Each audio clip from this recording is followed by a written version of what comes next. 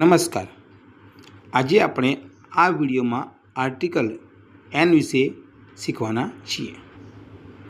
ચાલો જોઈએ. તો આર્ટિકલ એનનો ઉપયોગ હંમેશા એકવચન એટલે કે સિંગ્યુલર નામની આગળ જ થાય છે. તેનો મુખ્ય આધાર સ્પેલિંગના અક્ષર પર નહીં પણ તેના ઉચ્ચાર એટલે કે એના સાઉન્ડ અવાજ પર છે.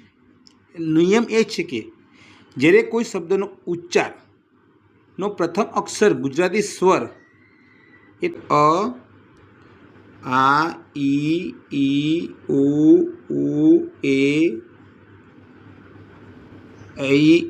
ઐ, ઓ આવથી શરૂ થતો હોય ત્યારે તેની આગળ આર્ટિકલ એન મુકાય છે.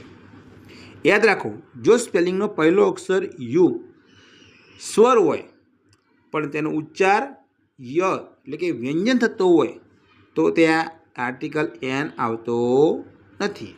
આપણે માત્ર બોલતી વખતે સંભળાતો પહેલો અક્ષર જ ધ્યાનમાં લેવાનો છે. ચાલો આપણે થોડા ઉદાહરણો સમજીએ. એક્સના સ્પેલિંગના ઉચ્ચારનો પ્રથમ અક્ષર અ છે, માટે એની આગળ આર્ટિકલ એન મૂકી શકાય. બીજો સ્પેલિંગ છે ઈયર. તો ઈયરના ઉચ્ચારના સ્પેલિંગનો પ્રથમ અક્ષર ઈ છે, જે પણ સ્વર છે, માટે એની આગળ પણ આર્ટિકલ એન મૂકી શકાશે. ત્રીજો સ્પેલિંગ છે આઉલ. આઉલના ઉચ્ચારનો પ્રથમ અક્ષર અહીંયા આ છે, જે પણ સ્વર છે, માટે એની આગળ પણ આર્ટિકલ એન મૂકી શકાશે. ચોથો સ્પેલિંગ છે ઇન્કપોટ. તો ઇન્કપોટના ઉચ્ચારનો પ્રથમ અક્ષર ઈ, જે પણ સ્વર છે, માટે એની આગળ આર્ટિકલ એન મુકાશે. અને છેલ્લો સ્પેલિંગ છે અંકલ.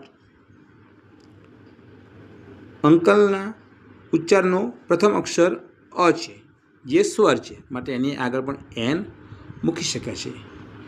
વિડીયો જોવા બદલ ખૂબ ખૂબ આભાર.